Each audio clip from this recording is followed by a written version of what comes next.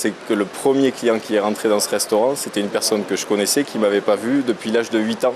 C'était le voisin de mes parents. Et il m'a reconnu à ma voix.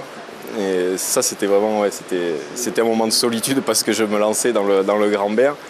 Et puis on a dû finir le service du midi vers 18 h pour faire le service du soir. Donc ça, c'était un beau moment de solitude.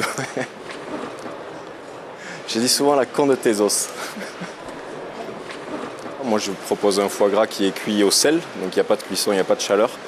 Et ensuite, le plat s'appelle la planète foie gras, donc ça peut peut-être vous orienter vers le dressage de ce plat. Il y a un mariage avec du cacao amer et avec du citron caviar et un petit peu de poussière d'étoile. Et la poussière d'étoile, c'est de l'anis étoilé, tout simplement. Les escargots, parce que j'en mange pas, je vois pas l'intérêt de manger des escargots. Et je pense que j'ai été malade étant enfant avec des escargots et je n'ai jamais retouché. Et non, ça jamais. Ouais.